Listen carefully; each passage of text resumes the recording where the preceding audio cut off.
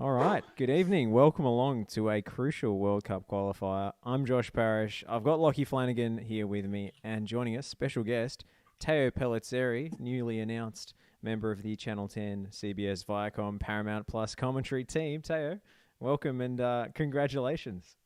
Thank you. And yes, I'm just excited that, again, an Australian national team on free-to-air TV, the Olympics got us used to it, and now Channel 10 is picking up the baton and running with it. And I hope that the performance from the team tonight is matched by an equally good performance in the ratings and a real sort of uptake. You know, it's a Thursday night, it's primetime TV. If the Socceroos turn on a good show here, this could be, yet another plant the flag moment for this new broadcaster, which is pretty exciting. So the game itself, that's what we're here to talk about and react to live. Company man, good boy. Let's cast our eyes over this Socceroos starting 11. Ryan Grant playing at right back. James Jago in midfield. Hrustic moves further up the park in the absence of Tom Rogic. No Moy, of course, no Taggart. Will it be Boyle or Leckie through the middle? There's plenty of questions to be answered. Lockie, what do you think of the lineup? Well, I think it's immediately thinking of something we were both talking about before, Josh, when we were still in the studio before we headed home, is the right back position. I think is one that made us both sort of the eyebrows raised slightly in the sense that, Frank Karasic obviously started that game against Japan, did quite well, and is now in yet another super important game, replaced by Ryan Graham. I guess you can choose to be surprised by that or not surprised, but that's certainly standing out. But it's interesting as well.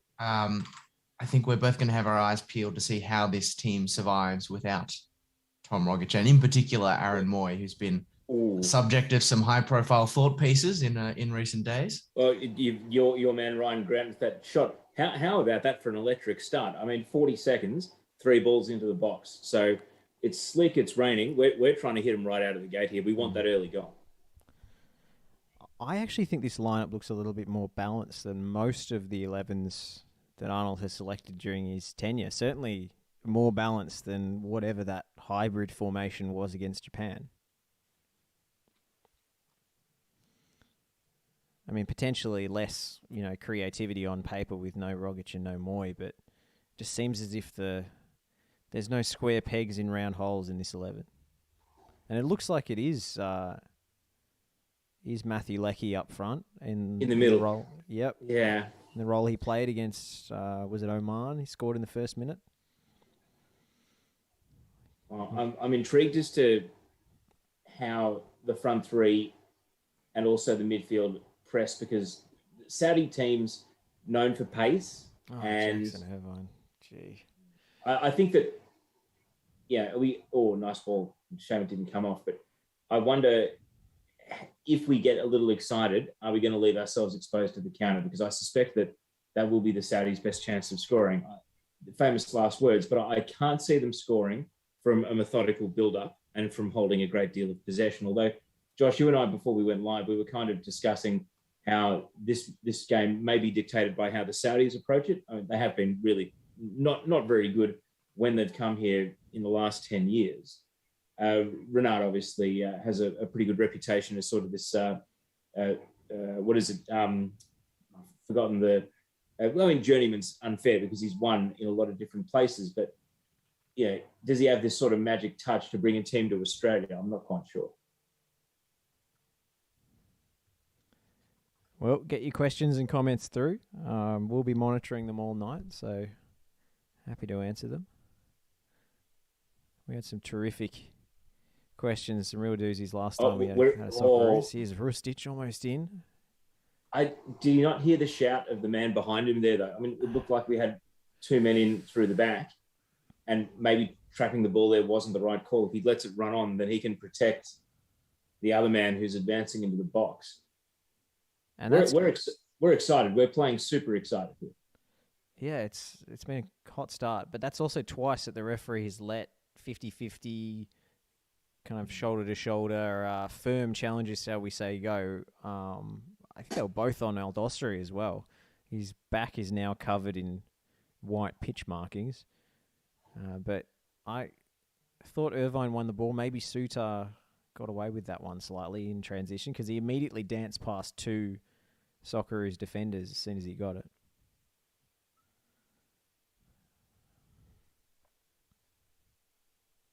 Krustic running into trouble on that occasion. We can't let them settle and get comfortable here. I don't think we are, based on this first 4 minutes anyway.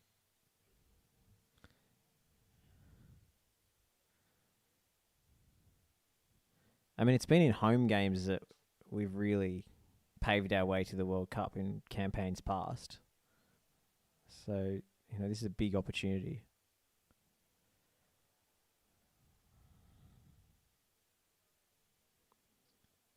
Well done, Diego. Yeah, lovely press. Ristic Again. a bit ambitious early on, but I don't mind it. Look at that. Winning the ball back twice in the same phase of play. Shame we couldn't do there 3 times in the same phase of play. Shame we can't capitalise, but they're just happy to give the ball back to us. I honestly think that's the greatest strength of an Arnold team, is actually having the ball, losing it high up the park, and then immediately winning it back and scoring. That's what Sydney FC did for years with Brillante and O'Neill, just as relentless running machines. And it seems like that approach suits Diego and Irvine a touch better than some of the other players we've had in the centre of midfield. Slightly comparatively laconic Aaron Moy. Offside. Wasn't the most confident goalkeeping. Not that it needed to be, but Yeah, it's really raining now. It's raining quite heavily. it is pouring. I'm not sure if you two remember the Saudi game at Amy Park in 2012. That one, the one where Brosk actually I think scored 2 of the 4 goals. After that game, I think it was Ruud Gullit who was managing the Saudis at the time, and this is when Amy Park was just the perfect stadium, and he came in and complained about how the pitch was slippery. It's like looking fair. I mean, in more recent years, that probably actually is a fair criticism leveled of Amy Park, but back then it was just you've come to literally the best venue you could ask for in the entire confederation, in the nicest climate. And you're blaming the circumstances just. Yeah. I feel like that would have been pre the influx of assorted music concerts to the Amy Park venue. I just and also I'm not sure if the management of how they deal with the grass is different, but it has been it actually I was there yesterday and it looked back to its very best. None of those sort of muddy streaks that you've seen on it in previous years. So first game, is there a game there at Amy Park in round 1, or do we have to wait until round 2 for a game? Anyway, it looks perfect. It looks absolutely immaculate. So I think City Brisbane is round 1, is it not? Yeah. Yeah. Yes. All right. So the initial burst of energy is over at the 7-minute mark, and now we get to see the Saudis just consolidate a little bit here. So, and as I say that, we nearly win the ball back with another press. See, it's that second line that's looking kind of fearsome with Saudi, I think, a little bit scared to play through the middle now. Diego snapping into tackles. That's a silly foul from Sainsbury, actually, because that just takes the pressure off, because they don't look sure in possession. Ooh. Oh, yeah, no, he's trotting on his toes. So. Oh, it was Diego, was it? Okay. Yeah, it was Diego. I assumed there was contact from the back because Diego won the ball, but yeah, that's fair enough. Certainly not a lot of Saudi midfielders openly showing for the ball at the moment, are they? Not really making themselves passing options.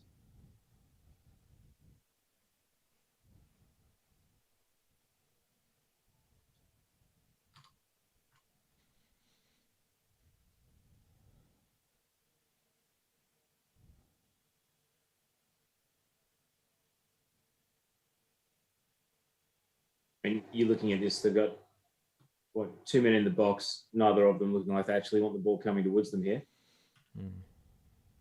Sure enough, they have no plan at the throw and they give it away. So, and again, an appeal for a foul falls on deaf ears, which bodes well for Australia, I think.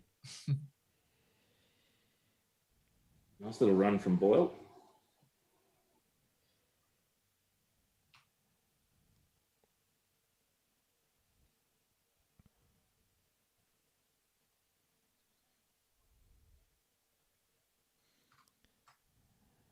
Lovely switch from Rustic.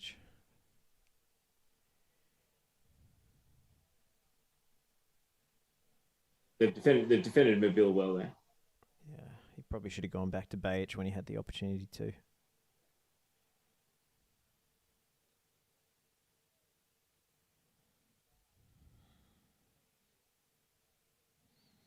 I do find Mobile is less adept at beating defenders when he's on a standing start. He seems to hesitate and dwell on it a little too long. If he's already moving, he's a lot more purposeful with the ball. In tight situations like that, he's running into cul-de-sacs. So he needs transition, is what you're saying, Josh? Yeah, well, a bit more space, or just just follow his instinct and try something rather than standing up the defender for a couple of seconds. That run did have a bit of a feel of like winger receives ball in tight area. That was out of bounds. That was out of bounds. bounds. Rough head. Oh boy. I mean, lucky they didn't have anyone at the top of the box there. So I mean, that's the first proper scare we've had. Perfect camera angle though. I mean, are we going to get a look at if it did actually go out or not? It looked very sus to me. I thought I saw green between the touch line and the ball, but obviously the assistant's on the other side. So. And why is he carrying on like a pork chop over that fell? Because it's a Middle Eastern team playing away in Australia, Teo. I mean, Lachie not even willing to show contempt. Just look at the histrionics. And they're trying to. Oh my goodness, they're trying to badger the referee over that. It was such a delayed reaction as well. That the actual commencement of the acting would have been a good 1.5 seconds before the actual incident. I've never seen someone in genuine pain bang on the ground like that. You've clearly never been in genuine pain, Josh.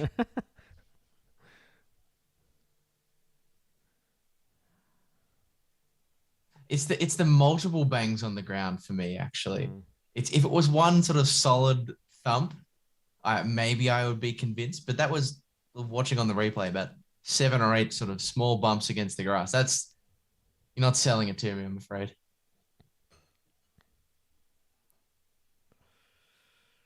I'm intrigued as to what Ryan saw on the left flank there that necessitated that switch inside his own 6-yard box. Anyway, we're going to make it work. Second ball.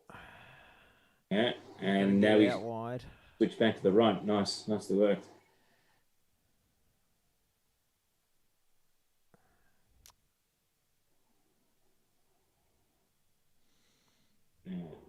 Rather ambitious pass getting shut down. That's the second time Ryan Grant has just been blatantly ignored when asking for the ball in that situation.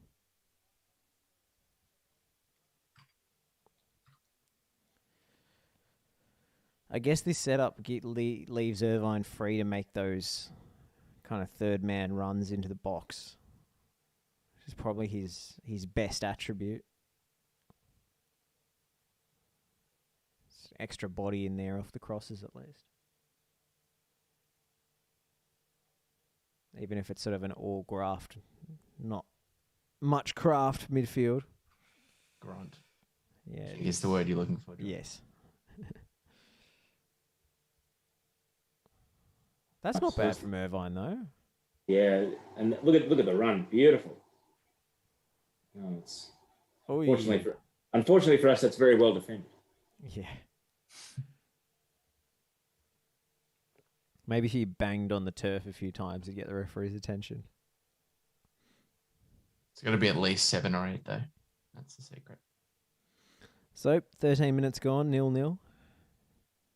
BevDog23 on Twitch says, thanks for the updates, boys. Out in the garage doing deadlifts. No radio of the game I can find, so this is the next best option. BevDog? Yeah, doing deadlifts as well. Tell us what your PB is and tell us how you go, Bev. Might be enough to Oh, no. Oh, no.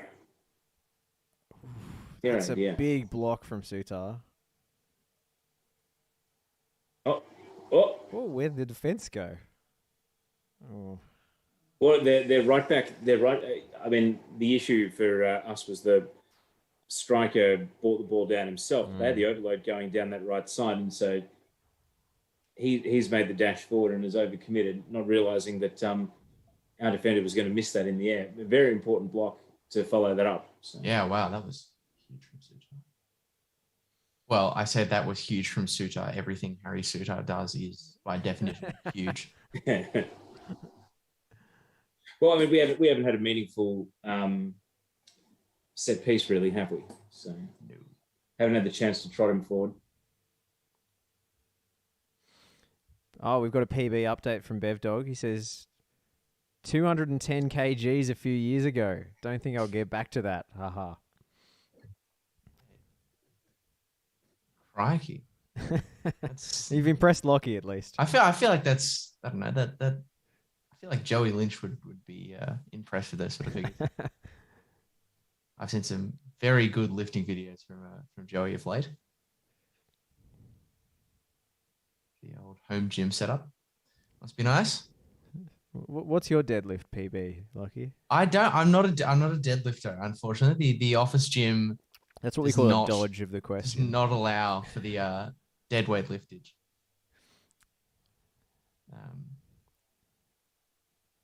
That is out of bounds, unfortunately, for Mobile. All right, so yeah, see, it's the right ball, but yeah, just lost it in the air.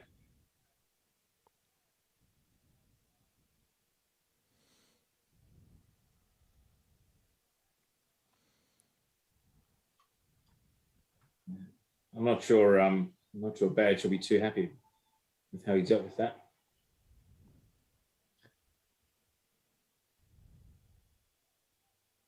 Speaking of Aziz Behich, that video of someone calling him Azik Behik came up on my Twitter today. Very good stuff. Really enjoyed it. Good old Azik.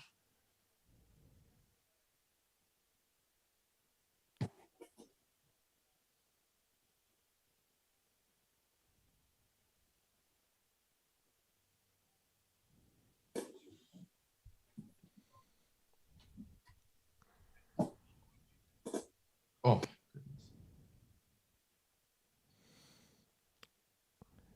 I mean, G. Hristich is just so gifted. Like that little spin.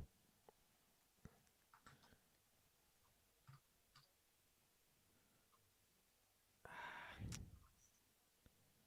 have to say that the few times the ball has been anywhere near him, the Saudi keeper has not looked particularly confident. I mean, I think that's been a weak point for Saudi Arabia over the years. I don't remember the last good goalkeeper from that country. I mean, the guy who threw it into his own net at the 2002 World Cup won like 170 caps. So, I mean, yeah.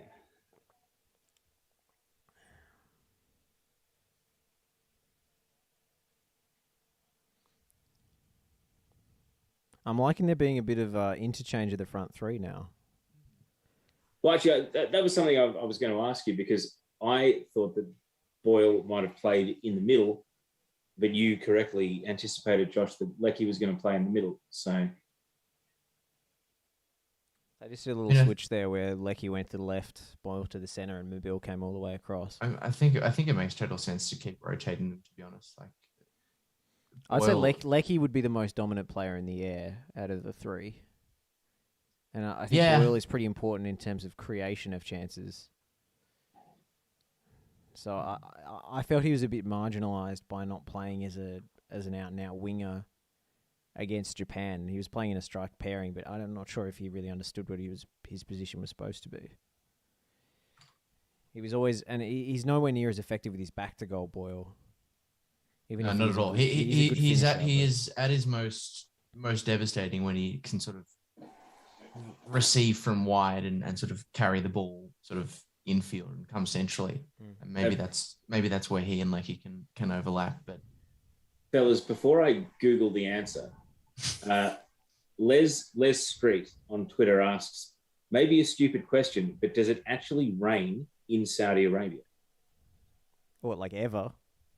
I'm Googling the annual rainfall for Riyadh to get an answer. To that question. Surely yes, but just not much. It says here, actually, let's stay with this phase down the left here. Oh, just over the head of the near man. Good run. Apparently, the annual rainfall of Riyadh is about 66 millimeters or 2.6 inches per year. Oh. So it's entirely so yes. But it's also entirely plausible that some of the younger Saudi players have experienced more rain already today than they have in their entire lifetime up to this point. I defy you, listeners and viewers, to find that fact on any other competing broadcast. Would not happen.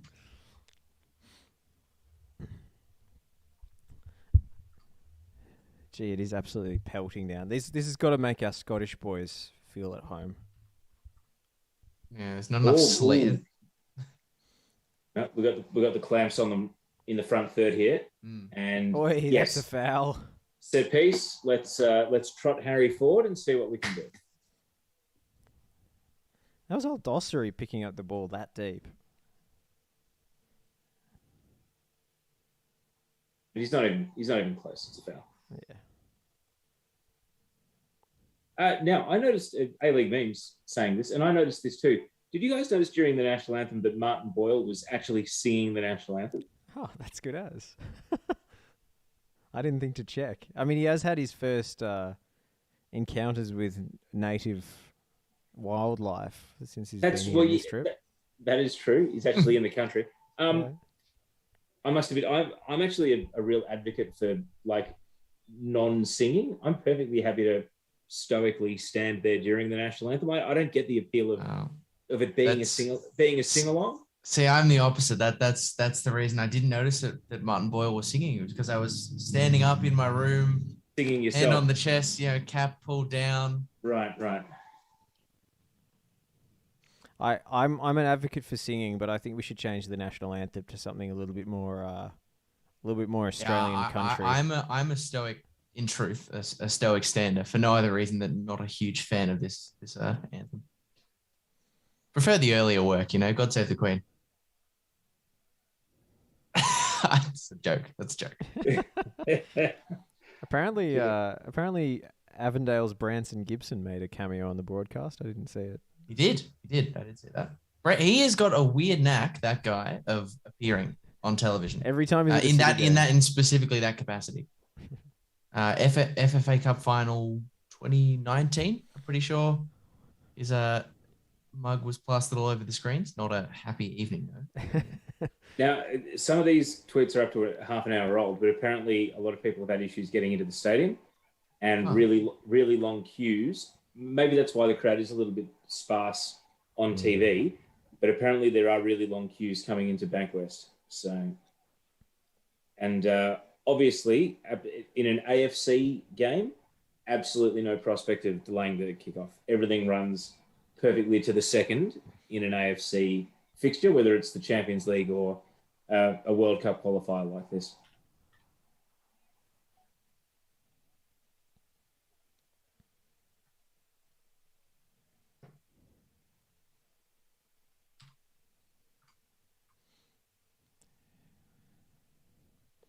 Here we go. Evan Morgan Graham on Twitter. Once again, when I'm in genuine agony, I hammer my fist against the ground in the way a contemporary dancer in the mid-2000s would. That's the way to do it. On the same wavelength. Have we committed a foul since that foul? I don't think we have. I don't recall one, no. No, I think we're well behaved here. It's playing a good, clean game. Yeah, I have to confess, fellas, I've been trying to Google the name of this referee for pretty much since kickoff for 23 minutes now, and I can't, even on the AFC website, I cannot find it anywhere. I thought you were about to say you were still Googling Saudi Arabian rainfall. Rainfall? Yeah. Oh, Ryan Grant long throw. I love it. Chaos in the box. I mean, this is a night to try that kind of stuff. It makes absolute sense. I don't like it, but it makes sense. Lachie on Graham Arnold's tenure.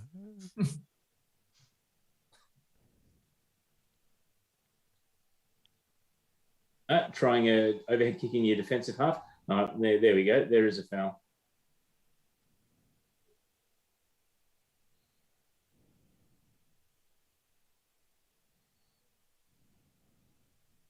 That is not Andy Harper's right. There's no foul there.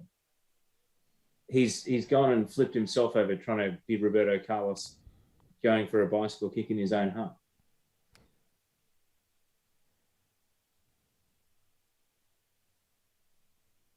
That was absolutely not a foul at all. Sorry, I am a slight delay. Yeah. Here we go. Bit of transition space. Quickly evaporated.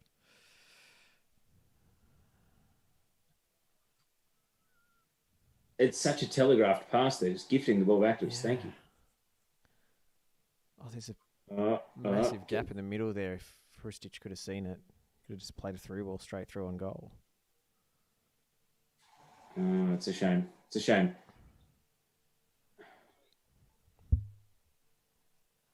What would you say? That's what, somewhere between 8 and 10 turnovers, either in their defensive third or right on the edge of their defensive third now? And they're giving the ball away to us quite a bit. It's just we're not capitalising on the opportunity to have a second or a third time ball here. Yeah. Yeah, I mean, that's when it looked most dangerous, just trapping Saudi Arabia in their defensive third.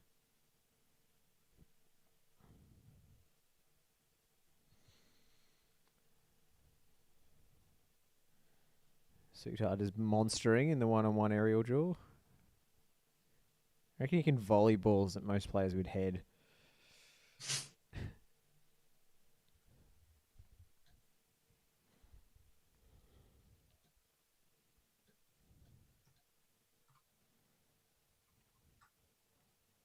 I thought I saw a handball in there from the number 9.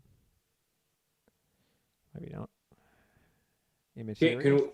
Can we honestly name a single Saudi player that's looked impressive through 26 minutes of this game? No.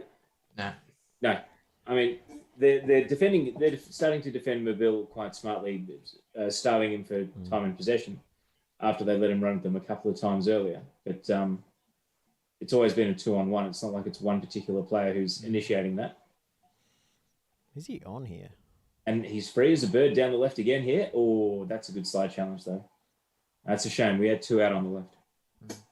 I think that's kind of been the issue for the Saudis, though. Like the amount of numbers they're committing to defending, like thinking back to that Mobile sort of run down the left channel earlier. They had 5 or 6 players around him. So by the time they were able to sort of move the ball out of the defensive third and try and transition, they had basically 2 forward options in the corners, and that was it. And they couldn't hit either of those passes. Let's not start an all in here. Gee, they're really getting antsy over another fairly minor foul. I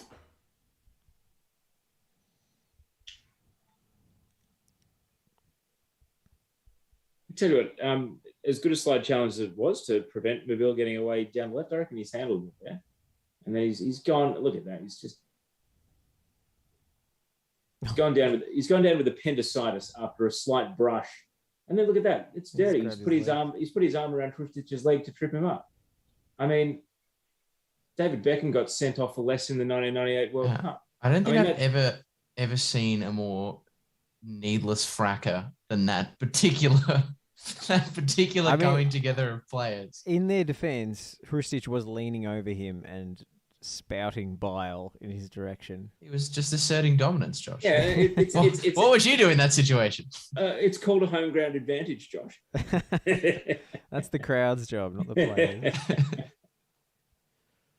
Then again, I was brought up in the church league, so maybe I'm a pearl clutching. That would have been. Oh, Hrustic volleys into the ground. Yeah, it just didn't hit it particularly well. This game seems entirely about whether Hrustic and one of the things that he tries in capital letters comes off or not. I mean, the surface has to be good. to have taken that much rain and then to get tennis ball bounce like that off that volley, the surface must be absolutely immaculate. Wimbledon looking on in envy. Bronx cheer from the crowd. So clearly they're noticing as well.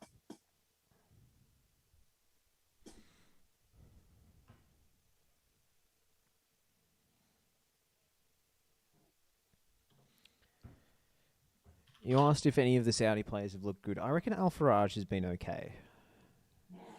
The captain. He hasn't been involved that much, but when he has, he's usually hit the target with his passes. Ooh. Oh, there's a free Irvine at the top of the box there. Sutar is steaming in out of nowhere. Left of shot. This Saudi kit is excellent. It's got real shades of, sorry to make another 1998 World Cup reference showing my age here. It's got real shades of the Mexico kit from the 1998 World Cup. Yeah. Yes. Yeah. Very good shout. My friend had a futsal team decked out in that. How did they find? I'm pretty sure it was a fakie. I was going to say, in this day and age of such talent in graphic design, I guess there's nothing stopping someone from taking the photos, making it themselves in Illustrator, and then sending it to a kit manufacturer. And it's commitment to the bit. No, I'm pretty sure it was an available option from I don't know. Oh really? Josh, I hope Alibaba or something. I hope this indoor team was good. It was good team. Okay, good, because that is a very brave. Otherwise, a brave choice. Made up of Whitehorse like United players actually. Oh really? Yeah. Okay. Did someone have like lustrous blonde hair and a Alice band like Luis Hernandez? Several of them did have long hair, but I can't quite remember. For a second, Teo, I thought you were talking about the former incarnation of Josh Parrish pre-haircut. Yeah, I guess one of them did at the time. I must admit, this is a Josh I don't know. I only know the clean cut kid here, Lachie. Oh wow, you missed his unruly Jesus days. Really? Do you not remember the man bun, Teo? I mean, I'm struggling.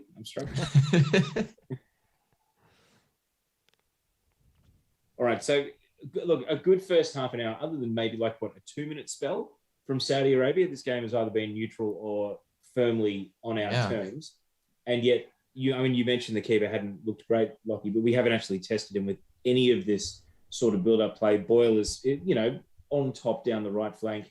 Mobile's a bit more contained on the left flank, but we haven't actually turned it into a sort of a meaningful shot on target or even just a tester, just to see if the keeper's awake. So I wonder now what our avenue to manufacturing a clear-cut chance or even just a half chance now, but one that actually is a shot on target.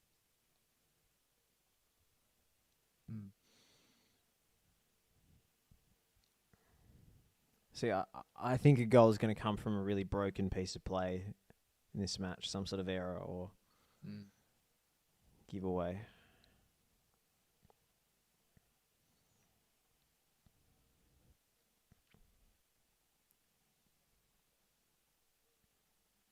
I don't think the front three have necessarily clicked just yet in this game either. I think like a lot of the attacking forays have kind of been in fits and starts, like different sprints down either flank from mainly Boyle and Mobile, like facilitated by Hrustic, but not necessarily between the three up top.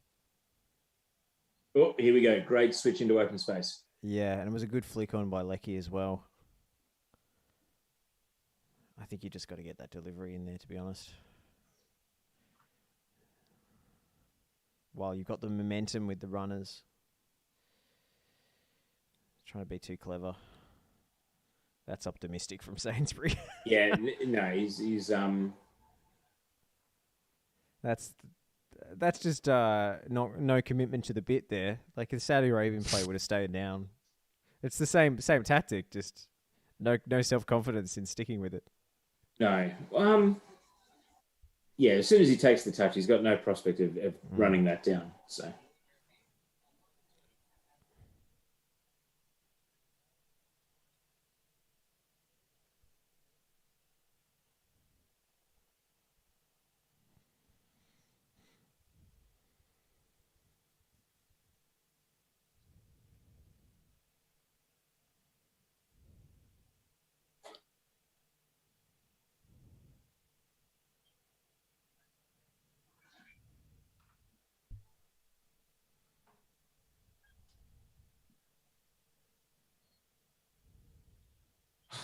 I think ironically, Sainsbury reacted to that coming together in a way that like physically and like biologically would be the normal way to do it. And in a weird kind of way that made it less of a case for the referee to give a free kick.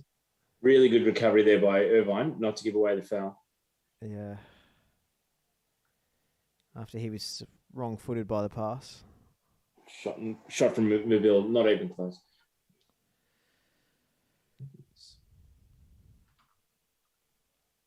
I was going to mention the rain again, but Bev Dog in the comments again has said it's teeming down, which I think is a good way to describe the conditions.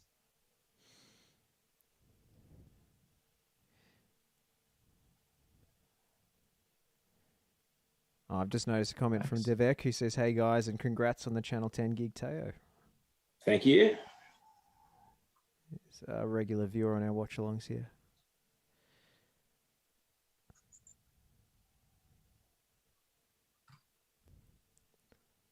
I haven't seen much of our fullbacks. No, getting forward in an attacking sense. Good point. Oh, well, Ryan Grant. First 10 minutes. Yeah, that's true. I don't mind Bage focusing on defence to be after last time. Do you remember I think I shared this tweet with the two of you. Someone took a screenshot. Every time I start making an anecdote, we go on the attack here. I don't mind this. We'll just stay with play here. Stay with play, yeah.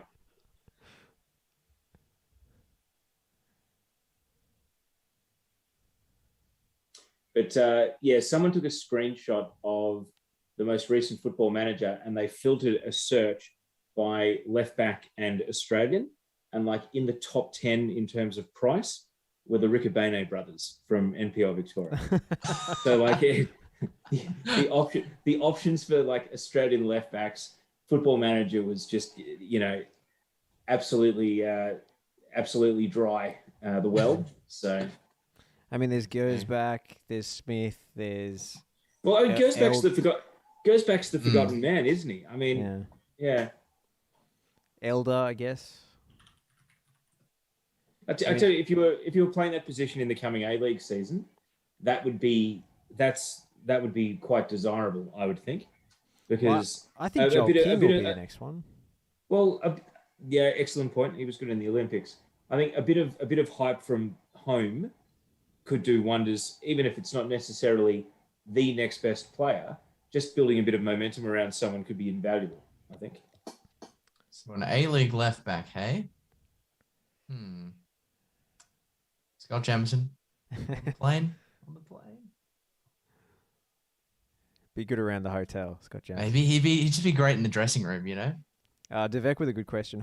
Hey guys, what do you think of Boyle's performances against higher caliber teams? Do you think he's simply better suited to transitional play, or is his lack of involvement a function of our build-up play / midfield issues? I think he's been our best player so far tonight. I mean, his delivery has been take it or leave it, but in terms of actually driving us down the field and creating the perception of a threat rather than an actual threat. Yeah, no, I think that he's probably at best and most threatening in transition, but he's definitely been the most incisive. I just don't think we've played enough higher caliber teams to really. Yeah, no, I don't think we necessarily. But then in a weird way, I actually think that higher caliber teams, in a weird sort of way, are probably a benefit to the way that he plays. Like when he is playing with open spaces ahead of him. Not necessarily teams that are willing to attack Australia. Yeah, exactly. Yeah. Teams that leave themselves vulnerable. I have watched Martin Boyle play counter-attacking football with Hibs for some time, and there is honestly not many players in the Scottish League, maybe some of the players in the Ange Ball system at the moment, not many players who make me more worried with open space to move ahead of them. Yeah, I think this is based on the Japan game, which I felt the system was really flawed, and Boyle was given the ball in areas where he doesn't excel. or in situations rather, in body position. He was trying to hold off a defender back to goal, and that's just not his game. Yeah, no, agreed. He's a forward runner facing goal. That's where he's dangerous. I mean, if we had some sort of lanky beanpole, he'd also be like a brilliant foil, but sadly Lyndon Dykes chose to play for Scotland. Fellas, if Santos, Sam and Ed was still on air, what percentage of their next show would be dedicated to the jawline of Hervé Renard? It'd be playing Careless Whisper the entire time. Definitely. It would be a good third. A third of the show, yeah. A good third. It would be the running gag that they keep bringing back in every segment as well. The thing is, if you've ever been, I'm one of, I don't know how many people who've had the privilege of going to a live recording of that show. Really? Okay. Yeah. I reckon I would say that during the ad breaks of that show, that 33% figure that I gave would go up. And well, I was going to say, do they have a warm-up guy for the crowd? They do have, I think, I don't think it's a specific dude, but they did have a warm-up guy. They made definitely some looser jokes that could stay off the television kind of things in between breaks. So a bit like us, the actual funny stuff was once the cameras had stopped rolling. Yeah. All the best had gone dead. Yeah. All the best stuff. But unlike them, at the end of the show, we don't hand around a box of Diego Maradonuts, which is an actual thing. That is at the end of the show, the Diego Maradonuts would be passed around at a themed box and everything. It was very impressive. Wow.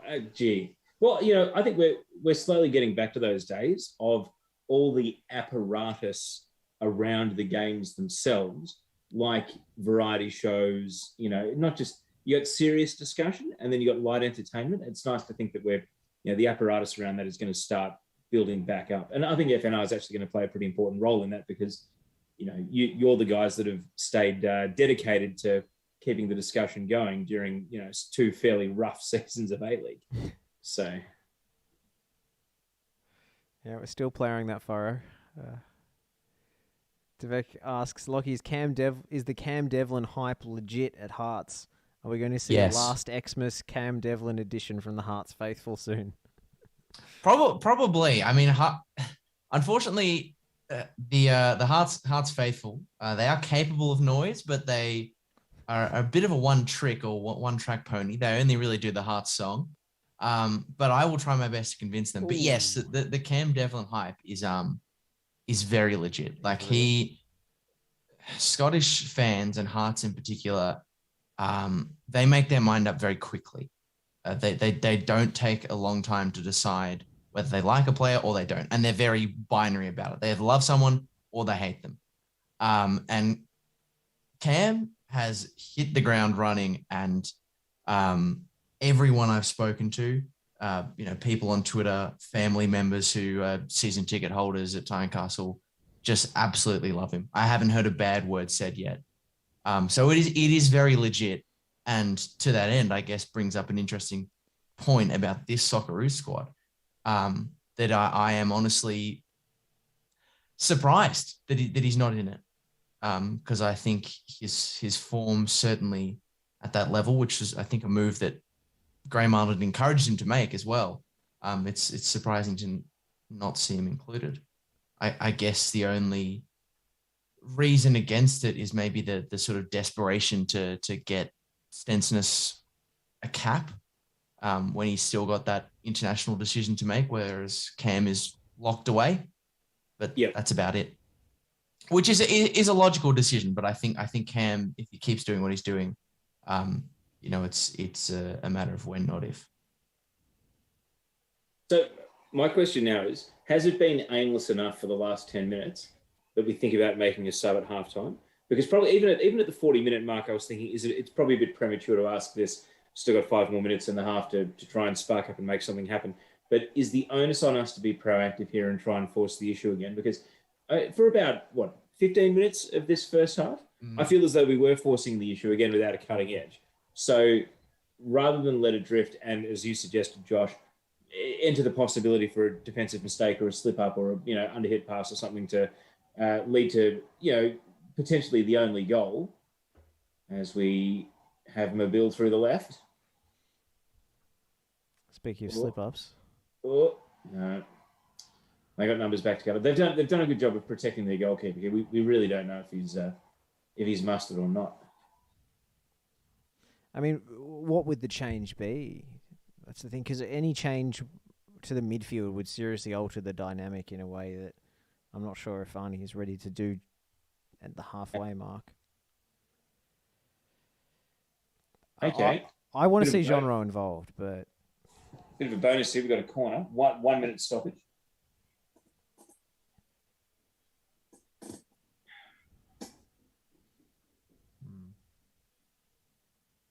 Is this the first corner? I believe so, yes, for either team. Because we had a free kick. Yeah, this is the first corner. I don't think that necessarily any of the attacking options we've got come on and provide something different. Maybe Duke. Well, I mean, they were really emphasising Duke's potential involvement in the pre-game. Well, he makes sense. I think in a game like this, conditions being as they are, like a bit more of a focal point.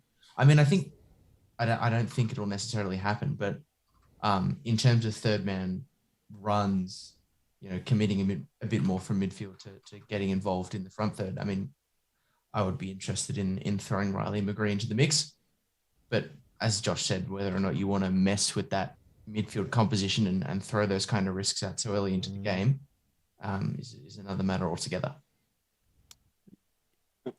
Getting more than the additional minute here. Oh, referee! No, come on, you can't tease us like that. So halftime 0-0. Have we had a technical shot on target? I don't think we have. I'm not sure the keeper's actually used his hands. I don't believe so. So, I mean, at times it's had little 1 minute patches where it hasn't felt like a cagey game decided by the odd goal, but it does have that big game feel of both teams not wanting to lose primarily and then trying to win as a secondary thought. I mean, Twitter's turned on us pretty quickly here. Vince Rigari saying a bit directionless. Benny Jones saying aimless. What was the over under on Newcastle references tonight? Did we have a cap limit on how many times we're allowed to sort of conflate the two? Richard Hines. Surely the Saudis get St. Maximin on soon. I mean, he probably thinks that's funny. I don't know. It feels like we're on top, but it doesn't feel like we're close to a goal anymore. I mean, is this not to be a wet blanket with 45 more minutes of football to play, but is this a game that both sides come away with it sort of okay with the result staying as it is? No, I'm not okay with us at home settling for a draw. I think I don't think so. I don't think we should be happy with that either. I'm just questioning if that is something that both of these teams are okay with at the full-time whistle. I mean, the actual teams themselves. Do we rate Vietnam's chance of doing anything against Japan later tonight in Vietnam? I mean, Japan have been surprisingly fallible and weirdly bad in this qualification phase, so I wouldn't rule it out necessarily. See, apologies for my not knowing. Does Vietnam have COVID restrictions on the crowd? It was behind closed doors last time. I don't know about this time. Okay. But it was a really, really difficult field. Like it was a very rough surface where the ball stopped quite easily. And are we putting through the line through China and Oman already as teams that won't catch us? Like Oman, say we lose tonight and Oman wins in China, they could go to 9 points. But do either of you think genuinely that either of those teams are going to be able to catch us in the group? Because I don't think so. I just don't think they're good enough. I think it's Japan that we're worried about. Japan getting back on the horse, so to speak. Yeah. I mean, I still, despite saying that the personnel fit the style a little better, the style still is based on pressure and transitions and opposition mistakes. And there's not quite a discernible pattern of play when Australia actually has the ball and the pace slows down. It's so reliant on the pace of the game being so frenetic that Saudi Arabia can't keep up. The thing is, the Socceroos can't keep up either. They can only do it for 15 minutes at the start of the half. And then we kind of run out of ideas, and the game becomes about who makes the mistake first. Fellas, there's some breaking news that's been perfectly timed for our halftime break. 2 minutes ago, Rangers.co.uk, club statement. Oh, boy. Rangers can today announce the departure of manager Steven Gerrard to Aston Villa. Gerrard moves to the Midlands, having played a key role in blah, blah, blah. And quotes from chairman and sporting director, we wish him well, etc., and so forth. And then Rob Harris, Gerrard confirmed as Aston Villa manager. Oh, and the Villa account, 3 minutes ago, Stevie G holding up the Villa shirt. So there we go. It's happened. Wow. Lachie, what does this do to the title race in Scotland and Ange Postecoglou's prospects of winning the league with Celtic? I think I was saying to someone, I think it might have been Nick Tabano actually yesterday. If it happens, I think it puts them in the box seat. Like Steven Gerrard has done such a phenomenal job. As much as I hate to be complimentary in any way to Rangers or anyone associated with Rangers, he's done a phenomenal job and has completely turned that club around. It's helped that Celtic have obviously ailed while he's been there, but his absence, like such a loved figure, has done interesting things in the transfer market, has got them getting results from that feel like they came from a bygone age, basically. If we remember the struggles that Rangers have had, it feels like this leaves like a power vacuum. I know he hasn't been there in the same sort of length as like a long-standing iconic manager, but he feels like within the Rangers camp, he has that sort of reverence and that sort of stature for what he's done. And so for him to be out of that environment seems like a huge deal. And the fact that it's not only happening, that it's happening to begin with halfway through the season, but the fact that it's also happening at this time where Ange has really got Celtic finally, from the look of things, just purring. Obviously took the Manager of the Month award out for the month of October. That is not a good time if you're Rangers to be losing your cherished manager when Celtic are hot on your heels and playing really, really good stuff. So honestly, I think this puts Celtic in the box seat. Josh, thoughts? I agree. I also think it's a good decision by Stevie G to leave now, because how much better is it going to get?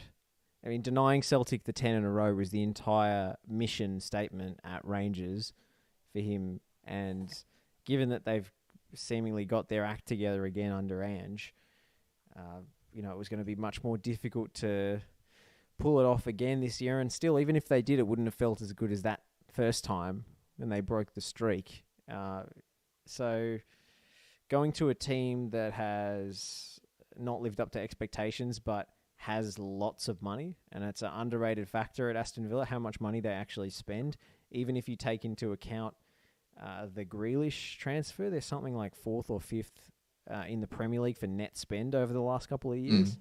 So it's a team with money that can build if they avoid relegation this season. So I actually quite like it. For Stevie G. I still think that for Villa, with the players that they brought in, like there is the bones of something, not necessarily top 6 pushing, but like something exciting, something that can push up to that echelon. So but the reason I find this a little bit hard to comprehend is that Gerrard was also bringing an air of prestige and credibility back to the Scottish League, and the idea of a Celtic Rangers title battle even though neither team's done great in Europe, was still kind of bringing a little bit of currency back to the Scottish League. Yeah. And to jump to a Villa team that's, 2 points above the top I'm sorry, zone. I don't know what you're talking about. There's plenty.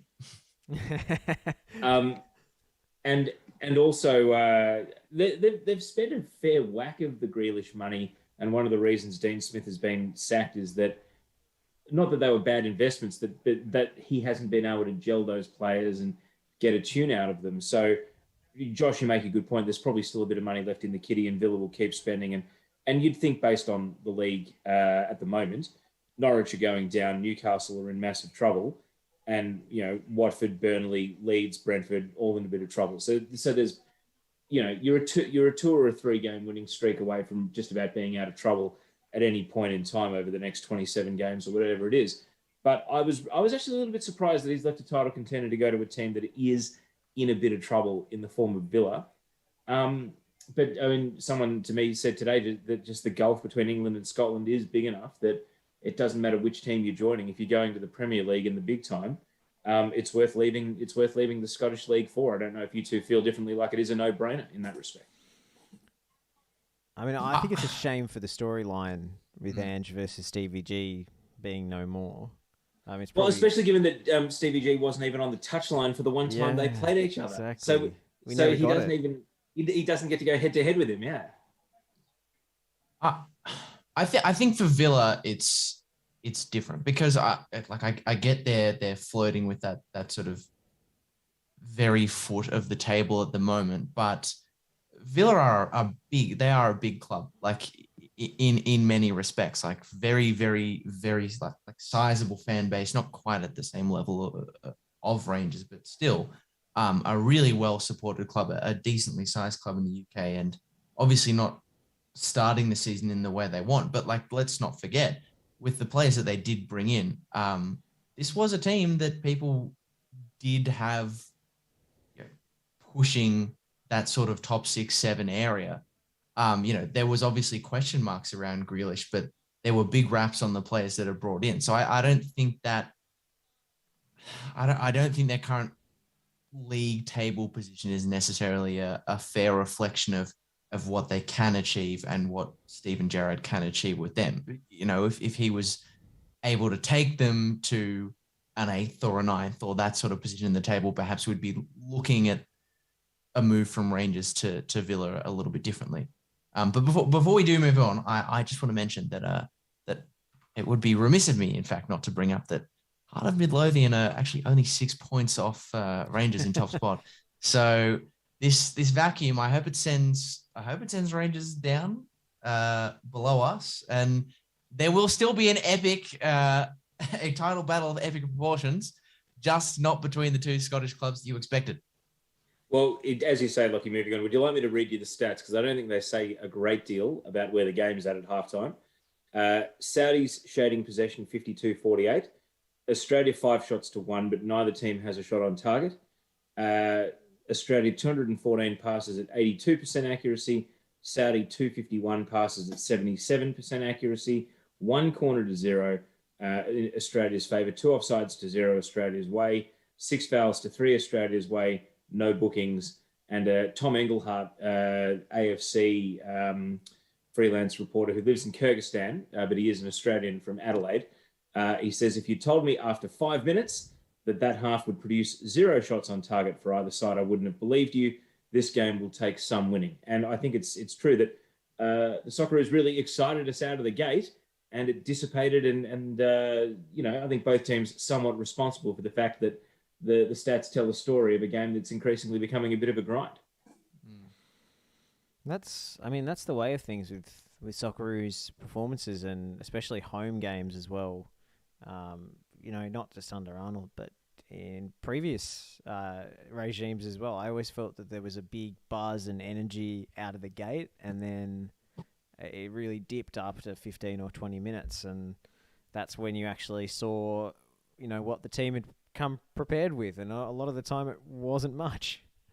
So I still wonder who can come on and influence this, because so many of these players are athletes or finishers, and so few of them are midfielders who are going to create chances.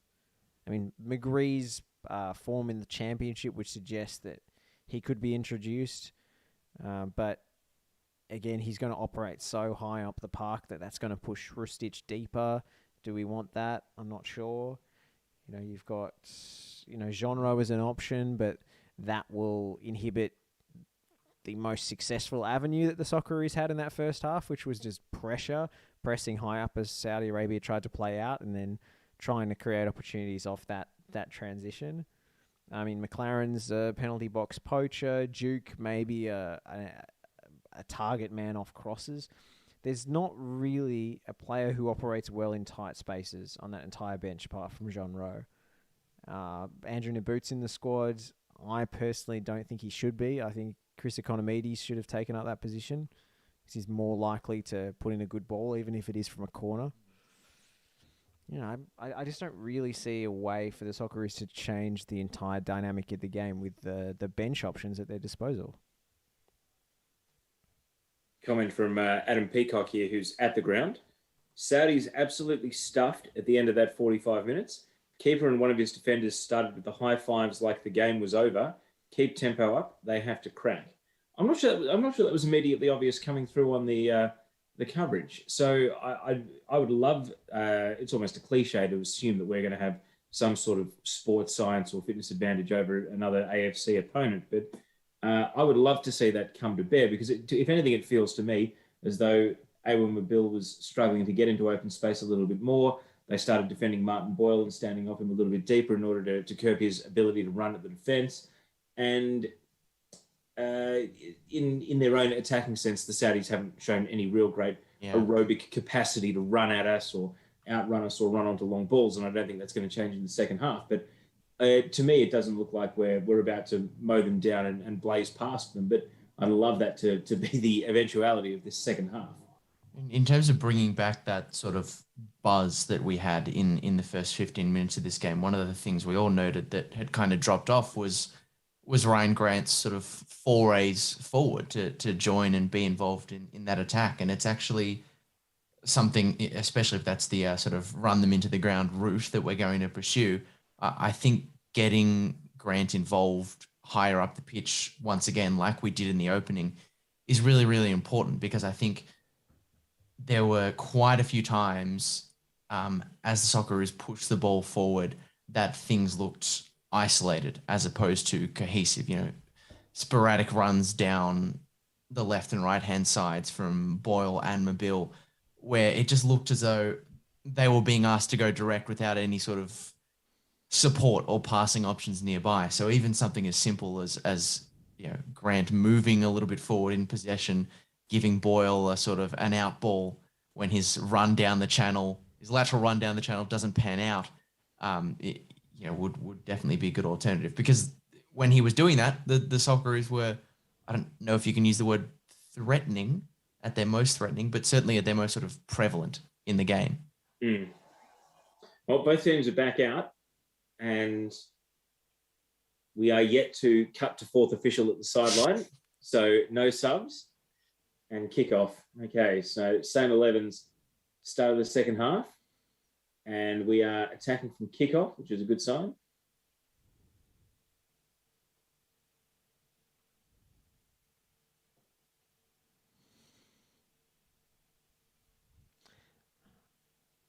I think there'll be another G up at halftime and another energy boost, and we'll have a similar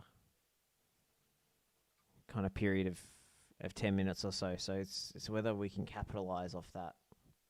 Reckon the coach whisperer just snuck into the rooms at halftime, Joshy? I think little signs of belief talk. For said G up. Oh, near post flick header again from Harry. Doesn't quite work out this time. Are there any other coach whisperer clients in the squad? I know there's a couple of A-League players who. Not that I know of. The only other one I can think of is Stefan Negro. I'm pretty sure. Pretty sure he is a science of belief advocate. Yeah.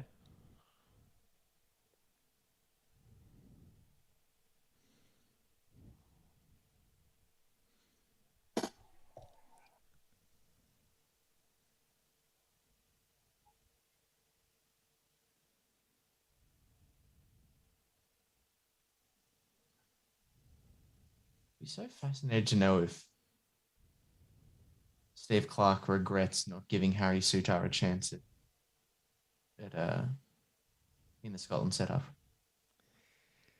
Like seriously, I wonder if that's something that they'll end up regretting. But again, could being exposed to international football with Australia be one of the reasons that he's kicked on the way he has? Yeah, that's a good point.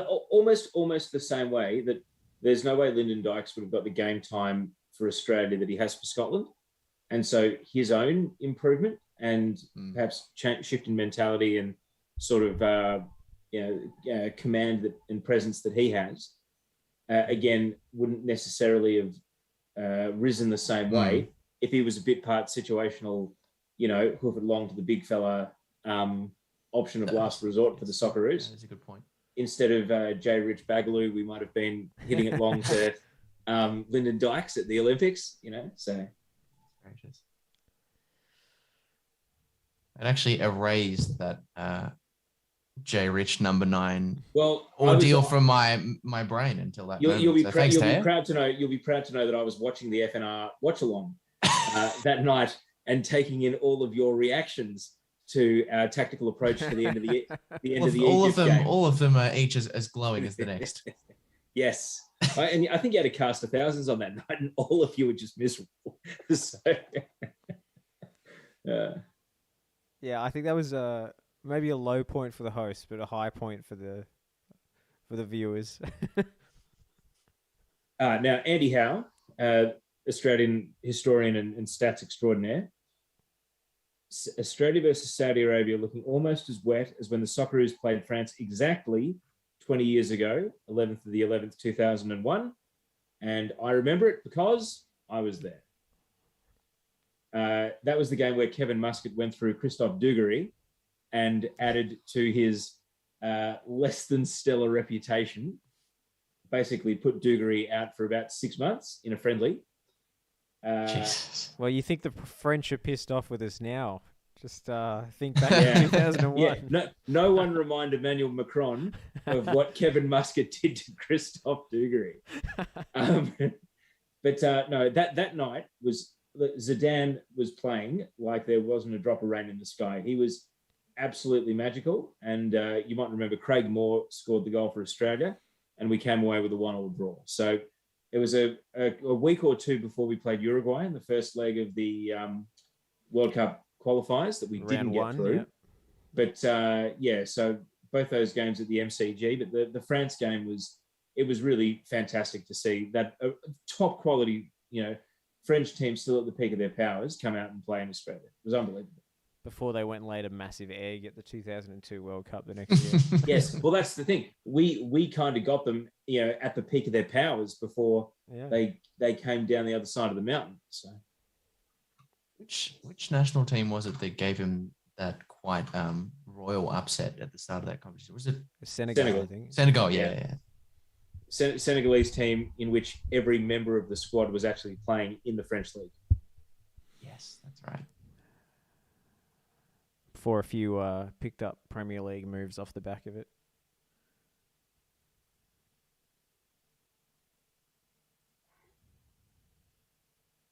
Saudis wait for those who don't have the game on as well as us.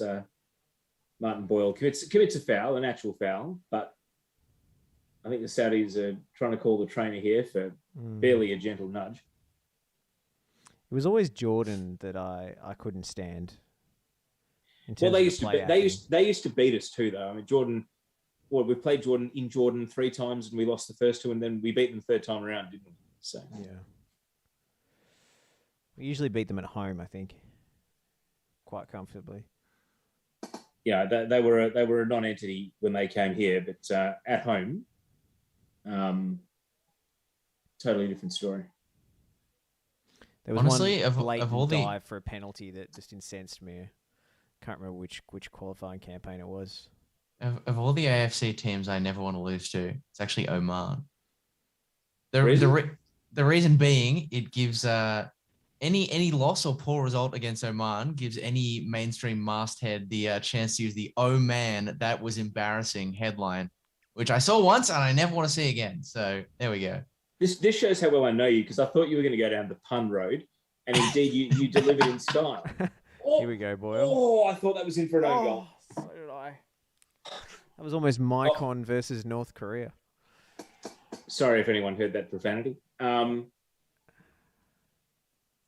thought the keeper deflected that in. Yeah.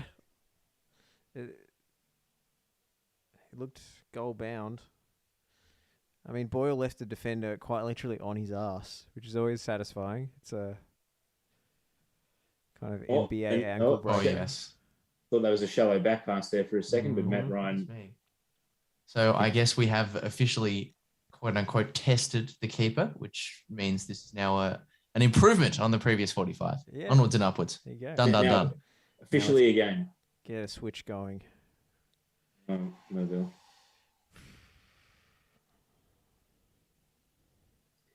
Ball's in play, so we've got to wait for a replay here.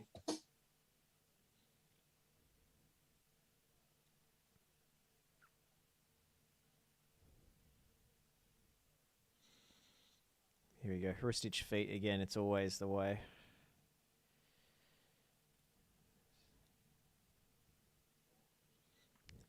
Jago and Irvine not always showing for it in good areas in those positions.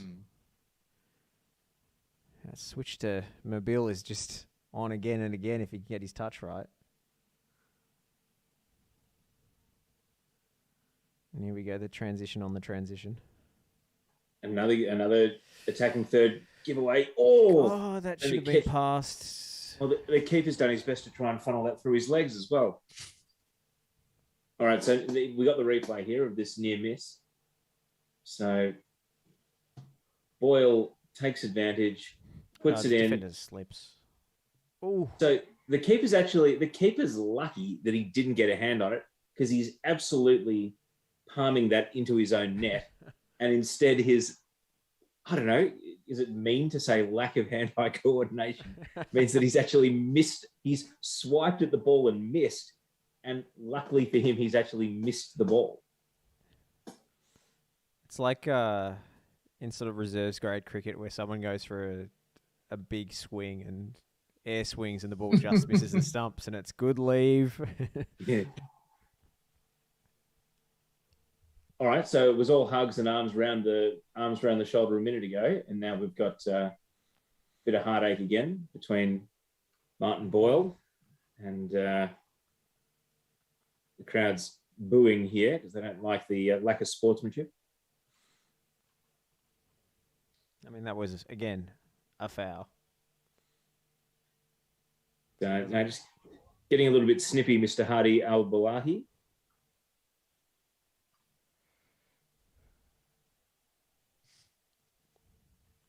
Just one, while we have this break in play, just took the liberty of checking my Melbourne Heart of Midlothian fans group chat. The news of Steven Gerrard's departure finally filtering through. First message, Hearts are back and he runs away. Scared of the famous jam tarts. Sure, that's the main reason he left. And as you said in the first half, Lucky, we're at halftime. A very, very polarized love or hate dynamic there. So certainly no sitting on the fence or no nuance or grey area as to why Steven Gerrard has left.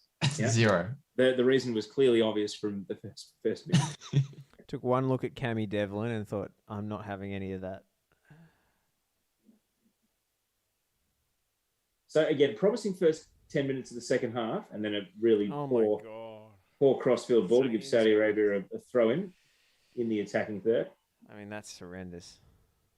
And it all came from... Well, I mean, honestly, I think at this point, moving Hristich into the double pivot is actually the... Now, see, that is absolutely shameless. The Saudis have committed time wasting and then just absolutely disgusting play acting. And it's all kicking off. And the Graham Arnold is just administering first aid here to the fallen soldier. I mean, that's just... I mean, that's beyond play acting. That's just delaying a restart. I wonder what the contact was like if Leckie's actually in trouble here. Oh, goodness gracious. Do we have VAR for AFC qualifiers yet? I thought we did. Yeah, we remember there was a... To be fair, some AFC refs will issue a red card for that, for what he did. Yeah. Yeah. Because he has elbowed him in the guts. Or at least forearmed. Well, Alamiri gets the yellow for time wasting. So I mean, I'm very happy with that, but Yeah, it's a good outcome. very risky from Lachie. I know it's patronising whenever we get a good ref in the AFC to say we've got a good ref, but like, well done, ref. Yeah, Mm. absolutely. It's really the most you can do to stamp it out. Like it's bad, but I must say, from looking at it from the perspective of a member of the school of bleephousery, you do have to respect Saudi Arabia's commitment to being a total wet blanket on this much hyped, well-attended fixture. Yeah, they're it's ex-pack heat at the moment. It's it's not even cheap heat. I think Irvine has outlived his usefulness in this fixture. Honestly, I think he needs to be replaced. So yeah, but I mean, Jago's been prominent, hasn't he? Yeah, especially with winning the ball back. Yeah, and that high up the pitch as well. I think Jago's been really good, but having both him and Irvine there at this point when. Oh, okay. So, geez, Lachie is moving into fight me, you know what territory now, and Al Balawi. Just you see that little grab around the neck there, like. I mean, 1 minute they want to hug and be mates, and the next minute they're really going with the passive aggressive sort of stuff.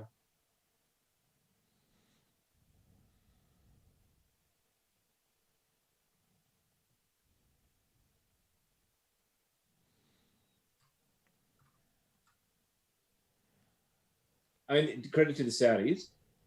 How many seconds has the ball spent in play since about the 55-minute mark? I mean, this is what they've come to do in the second half. Is shut it down. They'll take the draw every day of the week. Australia needs to be bolder here with the changes.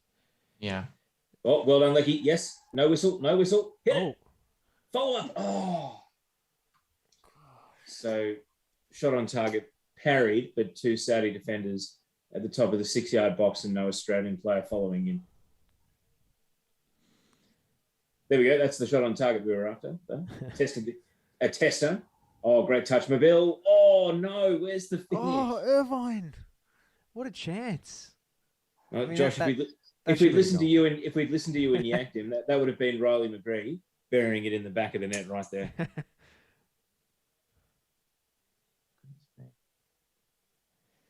Defender just bounced off, Lachie. Yeah, Arnie sums up how we're all feeling at the moment. Hands in the face. I mean, that was terrific from Mabille. He's been pretty inconsistent. Wow. With his Sorry, I've only just seen that control from. Teo's slightly ahead of me and way ahead of you, Lachie. Yeah, I'm taking one for the team by watching this on my 11-year-old TV, so in standard def. So I'm on TV as well. I just don't know. Maybe the signal takes longer to get to where I am.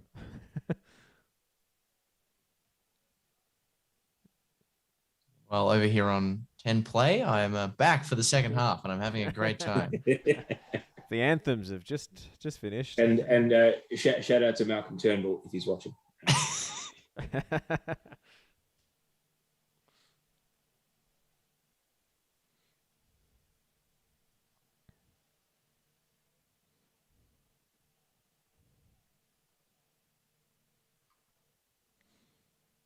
There's a meme that lives rent-free in my head from that Abbott election, which is a picture of Turnbull and Abbott staring at a tablet.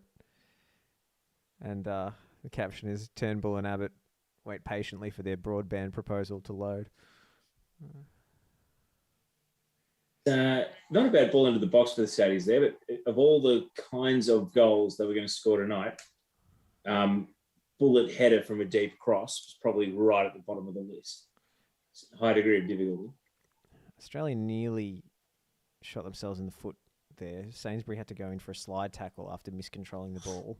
But here we are, forwards. Is that a cynical last man foul? Could be. And it's our action man here.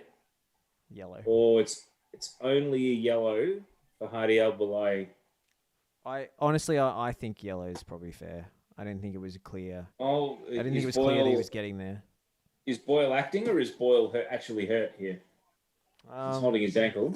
He could well be acting. Good ball from Krustic, and Boyle appears to have had his ankle trodden on here. Either accidentally or accidentally on purpose.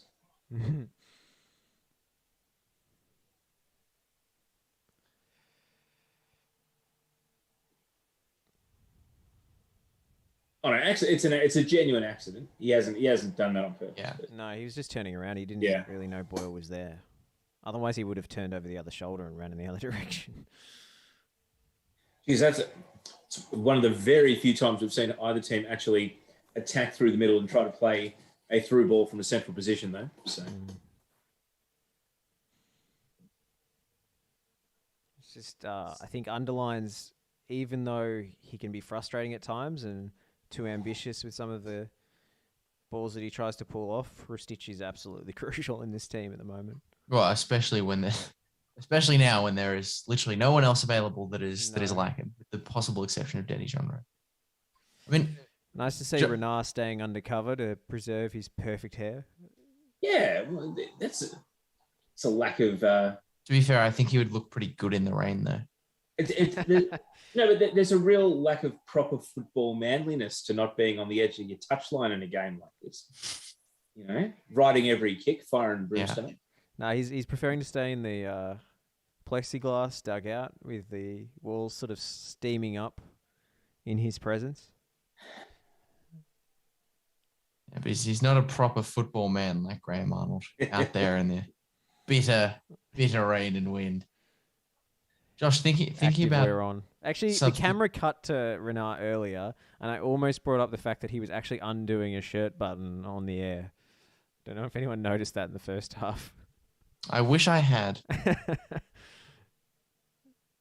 Sorry, Lachie.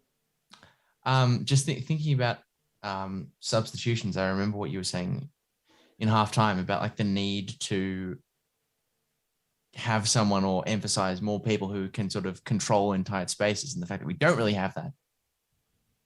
With the game going as it is, the point where we're at, I am almost thinking, like, is it time to discard the idea of trying to sort of change game state with substitutions? Like, should we just be leaning into the sort of brutish physical nature of this, like, and try and I think those who do not learn from the first half are doomed to repeat it, and we are approaching the point now where the tempo will slow. Maybe not. Maybe the game has officially opened up.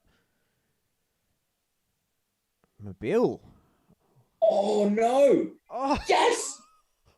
Oh. I thought it rebounded. I thought it dropped in.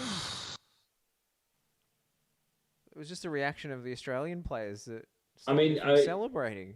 You can't. That follow up shouldn't have been. You shot it straight at the keeper. I mean, yeah, that's got to be one. I mean, Mobile's free kick was surprisingly quite good, but maybe the keeper made it look better than it was. We won't get a replay yet because corner's coming up.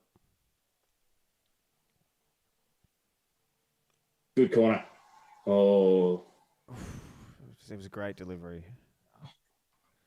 In the general vicinity of Sutar, at least.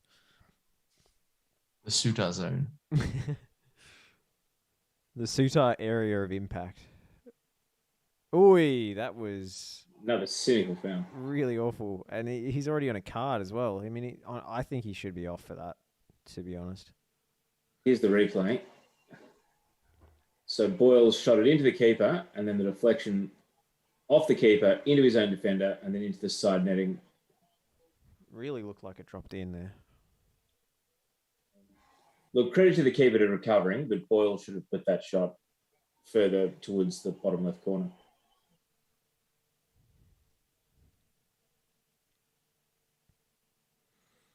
All right, Mitch Duke on for Awa Mobile. Okay. I told you, Josh, we are leaning in. We are leaning into the game state. We're going direct. I'm not commenting on whether or not that's a good idea, but it's what we're doing. Corner.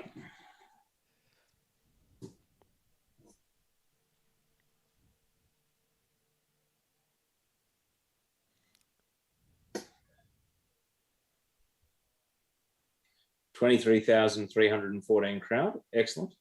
Not bad at all. Very good. Especially in this weather. Yeah. Here we go. Sutar back stick again.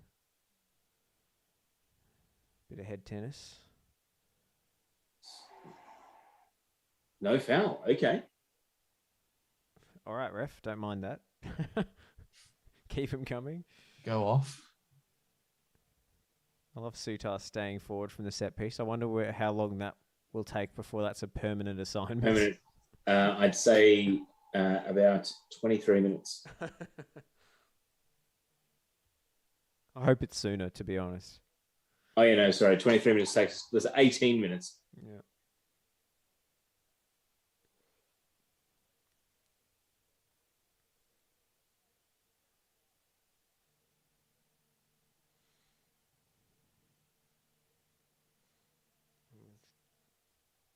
Look, usually I'd be pretty critical of the Duke sub, but I honestly think the game having panned out as it has, it makes sense. Like we don't really have at least not in this squad, like a abundance of options to be able to really control and carry and actually change the sort of complexion of the game. So I just think doubling down on the way it's currently been going and trying to lump stuff into Mitch Duke, who will hustle and bustle his way in between the two centre backs. I really think with the available options, it's probably the best we can do.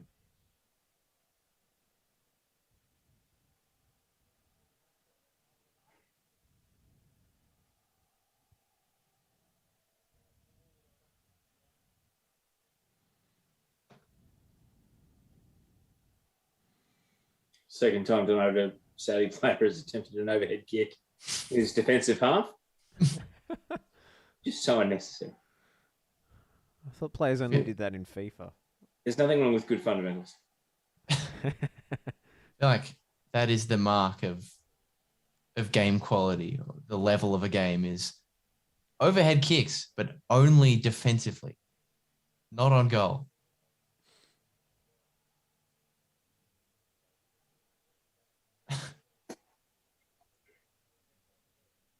Just trying to find a live possession stat for the second half only. It feels as though Saudi have enjoyed almost no time on the ball in this half, which is now 25 minutes on.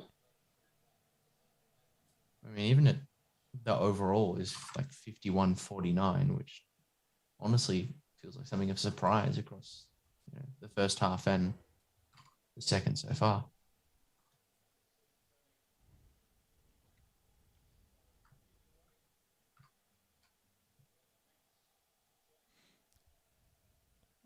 I'd love a breakdown of where that possession has occurred. Oh, final third, defensive third, etc. I just remembered the FFA Cup's on tomorrow, and I'm going. Oh, what a day! I literally only. How about that, Lachie? So am I. Actually, what do we reckon the crowd will be tomorrow? 5,000, 6,000, more? It's over 5,000 already, I think. Ooh, okay, nice. I think. I hope for more. Be happy with 5,000-6,000, but I'd hope for more.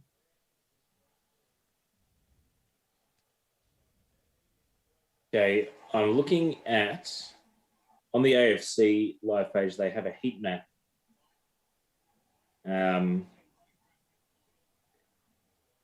It's hard to describe other than to say basically the entire attacking third of Saudi, regardless of whether it's right, left, or centre, has nothing that's even orange, whereas Australia's entire forward half has huge splotches of red on the right flank, the left flank, and in the penalty area.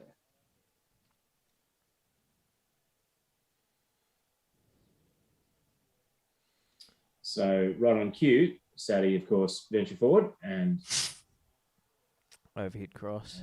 The poor ball. So no threat to us Really, whatsoever. really bad.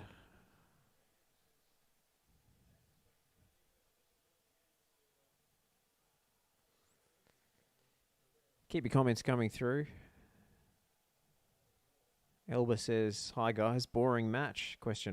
Wow. No, the second half has definitely been an uptick because it feels as though we are now getting closer to scoring, and hopefully it means the Saudis will be getting closer to start playing for a draw and invite us on. This might be their last hurrah, this last 60 seconds, where they've at least gone into their penalty area twice, but not to any great effect. Well, live by the sword, etc. with those free kick non-calls. The ref's just letting it flow, which I don't mind. So many of these AFC games are just so stop-start. I'd suggest that's poor choice of words against the Saudis, John.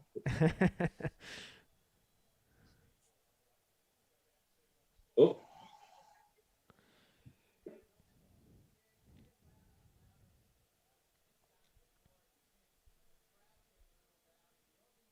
No, they went to Scott McKinnon, so I thought they might have had something unexpected.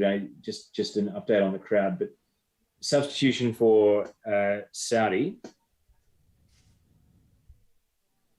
and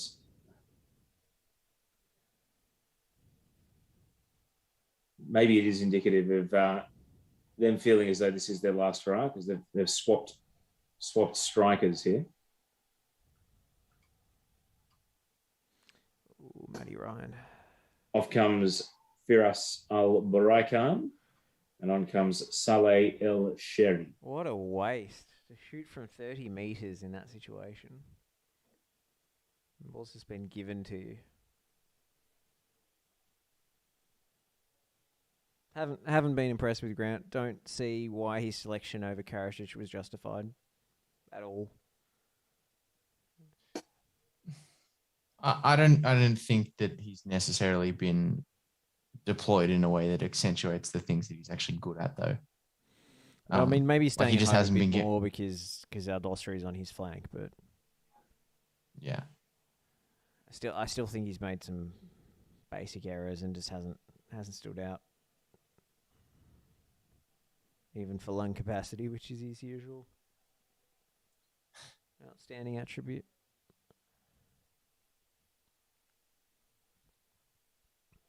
I mean, where is that midfield change going to happen?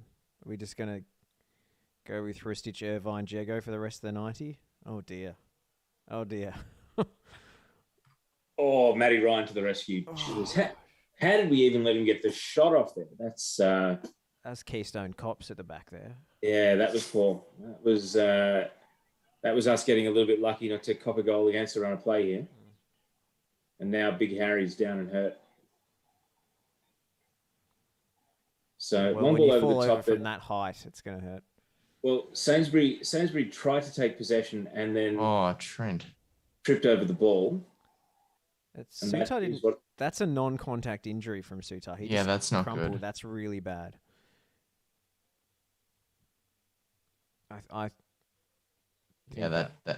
He's holding. It's his right knee. Oh, no. I think it's his meniscus because he's holding the outside of his knee. That's the painful. This is not just bad for tonight. This could be bad for our World Cup qualifying campaign here. Oh dear. It happened under no pressure or contact at all. Because I assumed it was something to do with the scramble and he'd got a contact. No, it was just the minute he planted his knee. Just twisted it. Yeah. And Deganek's going to come on. That's a shame. I mean, Deganek, I think, pretty capable replacement, at least. But the problem is it robs us of an attacking weapon for this last one of our best 15 minutes to go. Yeah. Oh, Naboot's getting a talking to as well, Josh. Really? Here comes your man. So he's getting the expect to score. Graham Arnold.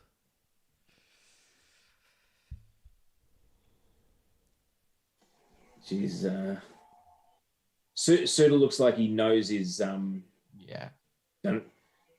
himself a mischief here. Yeah, I just hope it's Ligament on the outside and not the one that shall not be named. Mm.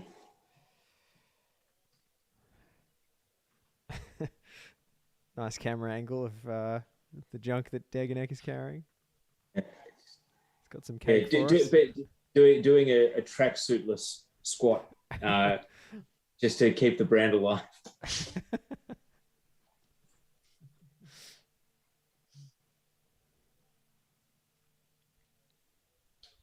No, not good. Okay, well, all the journos that have gone to tonight's game.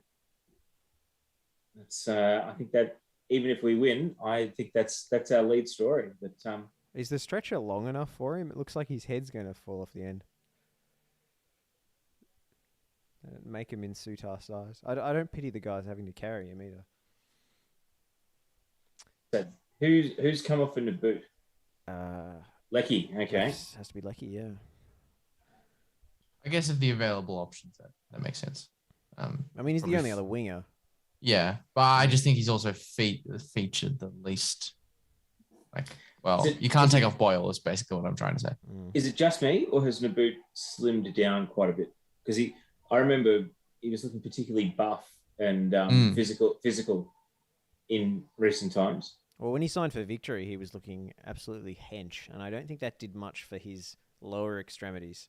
Yeah, well, he came back from his time in Japan looking like a bodybuilder. He was absolutely jacked.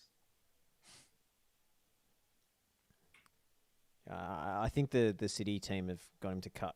Yeah, I think all those touchline flying runs down the touchline would probably take it out of you.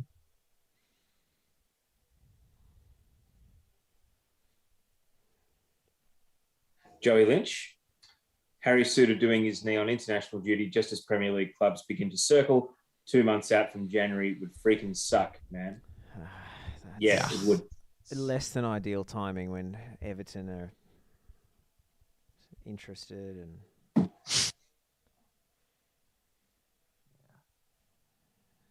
yeah, that's. I wonder if we look back at that and think, what could have been? Hopefully not. Well, if nothing else, that delay for Suter being stretched off halted any Saudi momentum, we hope, after their best, if not golden, opportunity to score what will surely be the only goal of this game if either team does score. I mean, unless we keep giving them the ball on the edge of our own penalty area, and then this is already the most number of passes they've strung together in their attacking half all game.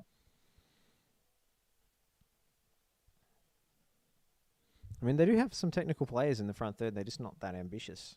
It's pretty. I mean, away from home, a different team, of course, but.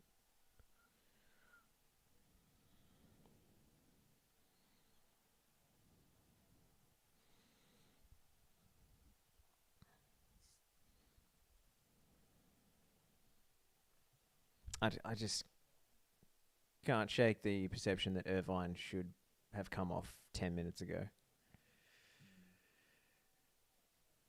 And yes, we've just made a double change, but...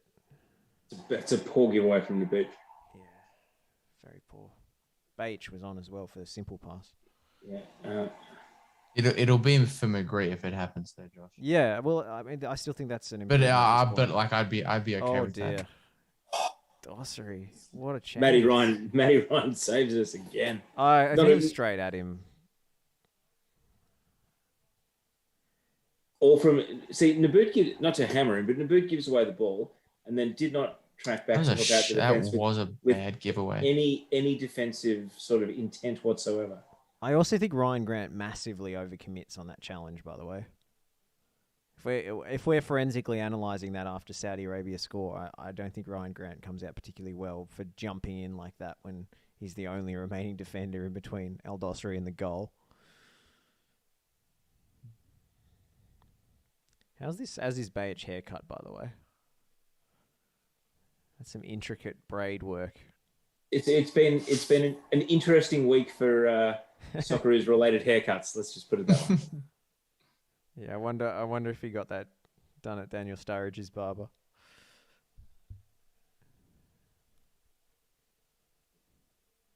when Sturridge ends up name dropping his barber, that is going to be a game changer for whatever the business. Seriously, it's going to be every English tourist that comes to Perth is going to be thinking about that. Is going to be thinking about going there for a haircut. Yeah. Sorry, that's assuming Perth ever opens its borders again. But that's a story for another day. They've got enough middle-aged English expats to make questionable fade decisions.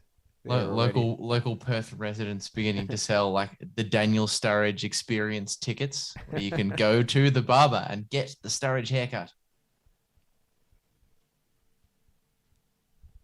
So, I mean, this second half's flown by a bit. 8 minutes to go, and hopefully now we can swing the pendulum here and just get back on top after definitely Saudi's best little spell of the night.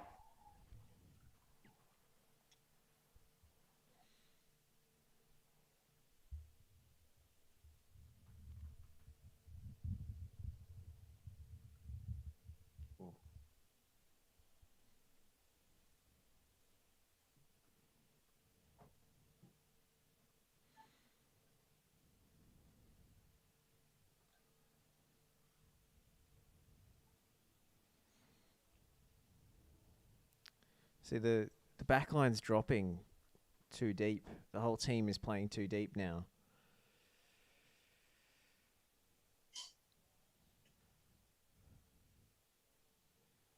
Yeah, I mean, it's interesting because I think the Sutar injury took a bit of momentum out of the Saudis, but I think it's also taken quite a lot of wind out of our sails as well. Huge chance for Saudi Arabia. About to see Lachie.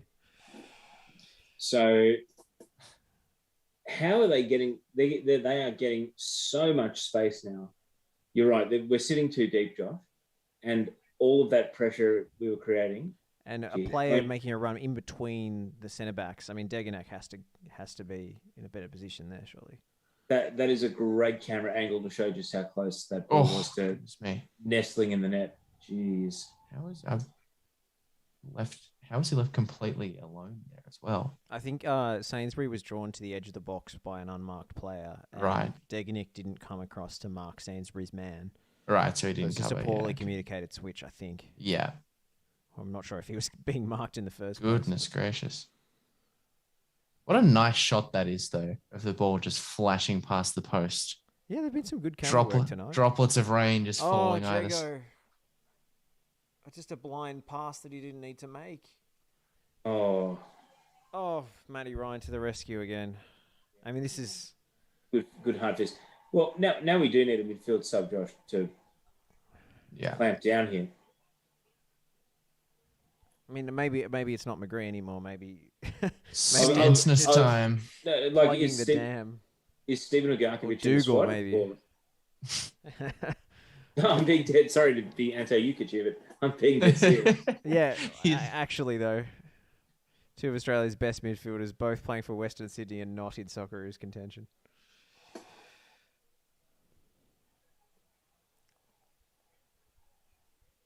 Yeah, so Andy Harper's right. We're the ones that now need to settle down here. The Saudis have just got a real sniff, and they've turned this into a 5-minute game, really.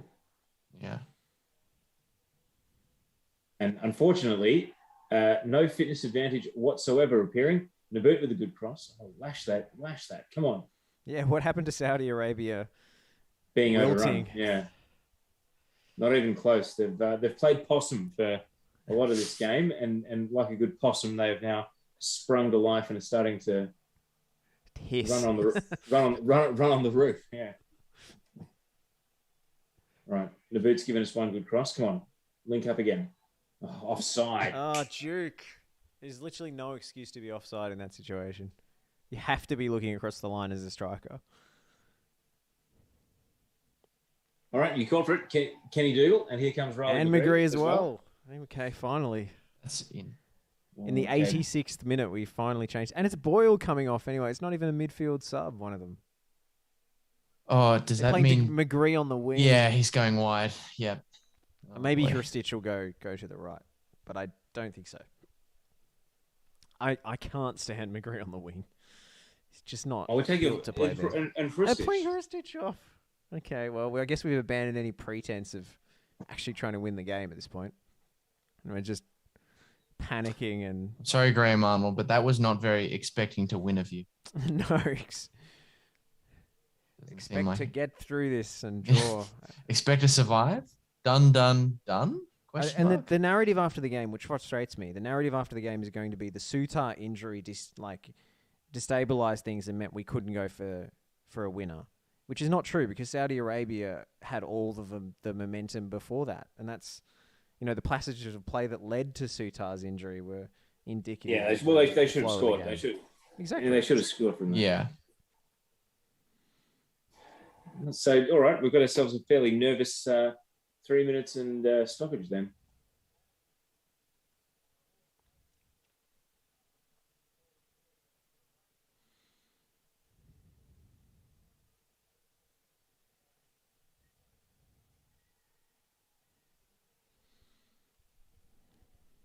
I thought the liner was flagging our way there. Maybe the referee overruled him. Bajic certainly seemed pretty up in arms about it. Now that the team has to take the opportunity to move the defensive line up in that situation. Just sitting on our haunches. As soon as the ball goes back to the centre backs, that's when you have to lock them in there. That was a pretty bad tackle, I thought. I don't know if there was actually contact, but... Ooh. I think he just caught him with his trailing leg, if at all. It looked bad because he went in with so much force. Oh, look at that. It showed the swerve in the air there, the save from Matty Ryan. That is a good save because he gets so much on it to palm it. He actually punches that. He's actually got a clenched fist when he saves that, which is kind of unorthodox, but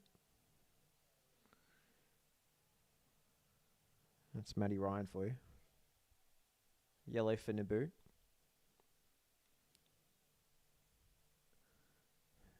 He's been given a yellow card and he doesn't think it's a free kick, apparently. I'm not sure you know how this works, Andrew.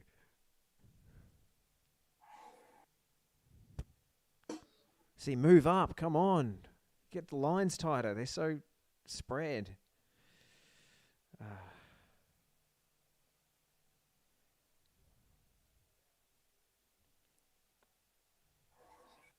you say he's only made the one sub for the entire game? Or two? I think two. Two, yeah. Can't quite remember who came off apart from the striker, but I'm sure there was another one. Let me check.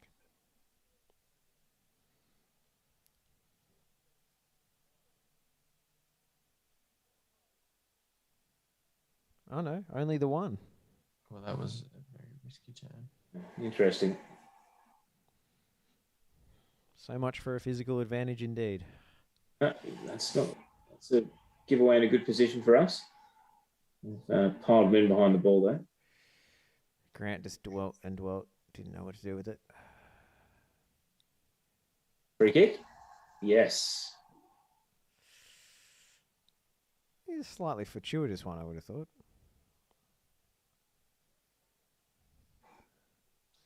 And this referee's been in our corner all night, so... Duke really hasn't featured much at all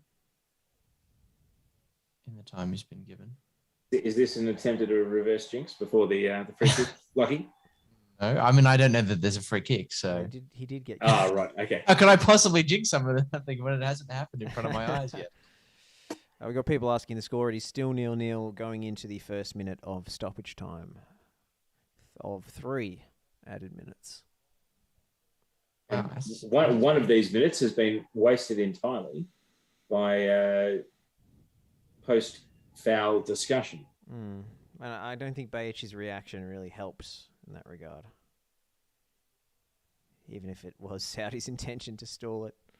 Right. Jackson Irvine can redeem himself here by getting on the end of this free kick. That goalkeeper does not look keen. It's poor delivery. Ooh, deflection? No. Just a wide shot from the boot at the end of a fairly underwhelming set piece. Well, that's why you want to keep Ristich on, so you can put a decent ball in. And if you had Economides to bring off the bench, I mean, he's a set-piece specialist as well. Remember how many chances we created at the Asian Cup off his corners alone? Tough to pick him out of the match tonight? For Australia? Just for the entire game? Yeah. I mean, I guess Jago, but his influence has waned.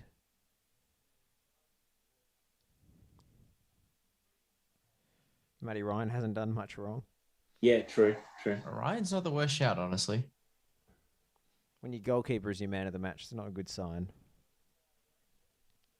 Well, I mean, especially given until about the 75th minute, it looked as though we were the more likely team to grab a goal and win this game. It's made even worse by the fact that he's probably man of the match on the basis of really being involved in the game for about 20 minutes of it. All right, last hurrah. Here we go.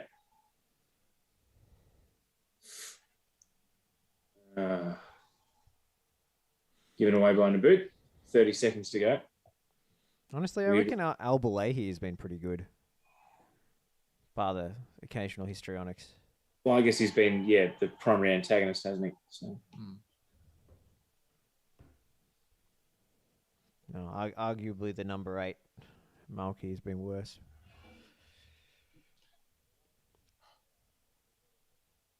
Are we even going to venture forward?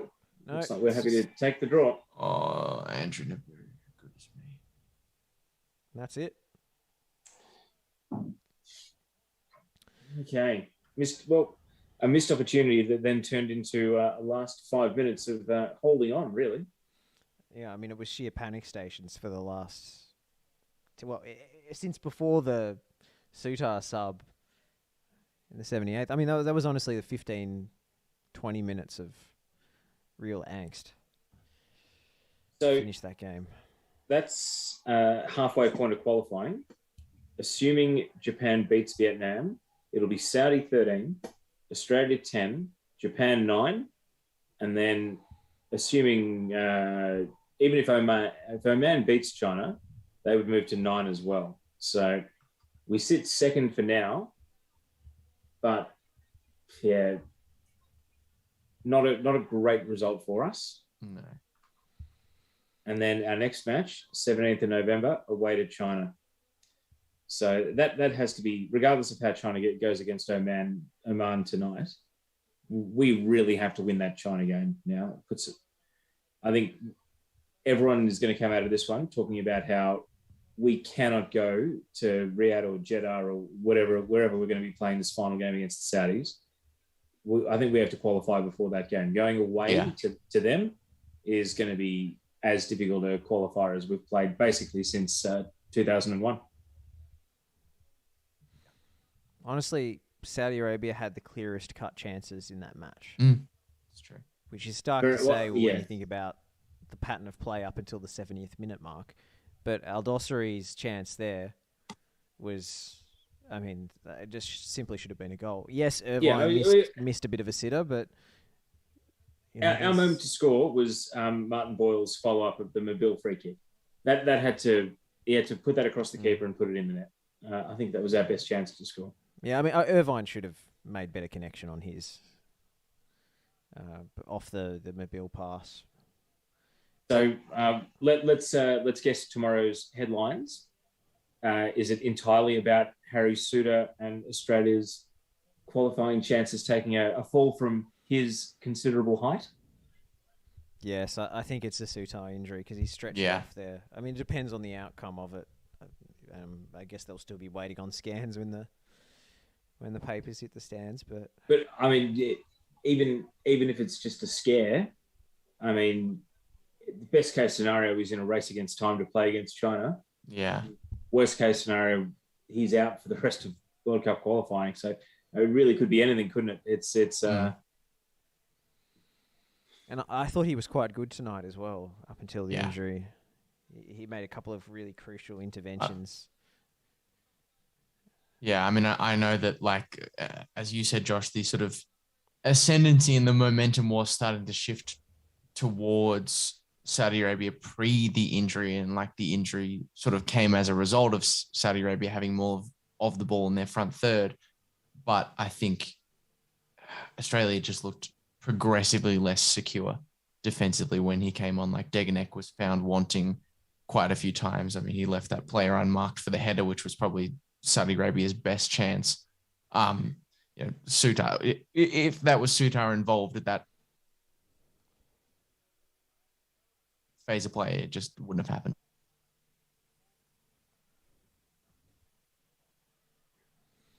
Yeah, and Josh, I know you were calling for it, but I think, the midfield duo of Jego and Irvine got progressively less energetic as the game went on. And by the time Dougal came on, that was a preventative measure at the end of the night. McGree, same deal. So we didn't make a sub early enough to maintain that intent. Really, the first half we had the intensity for 10 minutes. Second half we had the intensity at the start for about 15 minutes. But that's when a sub had to happen in order for us to refresh the midfield and have the players settle into the game. Because by the time those subs happened, it was already a case of we're settling for a 0-0 draw. Yeah. So, I'll be interested to see just how hard the press pack goes, and if we get any sort of unexpected narrative out of the post game. But I think we've anticipated it largely pretty well as to what the main storylines are going to be out of a tense 0-0 draw. All right, a few comments to finish. Devek says, my observation is that the Socceroos are not quite the plug-and-play levels that Sydney FC were. A lot of variance in ability to play depending on who is on the pitch. I think that's the case with all international football, but it does change complexion quite sharply as to whether Rogic is there or Moy or both. So I don't think the system's going to change much for the rest of this qualifying campaign. The question is, can we find a midfield that helps us control games and not just overrun them at times. I would love to see John O'More in the picture. We mentioned the duo at Western Sydney are probably not going to get a look in unless, something spectacular happens with their early A-League form. But, much to ponder, and it leaves us a little bit in limbo coming into these final few World Cup qualifiers, this run-in. For one, I'm not that confident that we're going to be qualifying automatically for Qatar at this pace. I mean, would you be confident based on that performance? I mean, based on the standings, until Japan play, it still looks pretty good. But yeah, look, it wouldn't be the worst thing for us to get a favour. It'd be nice not to assume that Japan's just going to be automatic against, and even Saudi in their remaining games are going to be automatic against the other teams in the group. But unfortunately, that tends to be the way these things fall. So, yeah, I mean, I think Vietnam's better than their points tally of 0 suggests, but still don't think Japan are going to drop points there after they got that morale-boosting win over Australia in the previous window. But I think we'll leave it there, gents. Thanks for jumping on the Zoom call and having some interesting discussions. And I will see you both tomorrow night at Lakeside Stadium. Sounds good. Thank you, Joshy. And thank you to all the viewers who tuned in and for the watch along. Likewise. Yeah, thanks for tuning in. We'll be back soon here on FNR. Stay tuned for more shows debuting next week.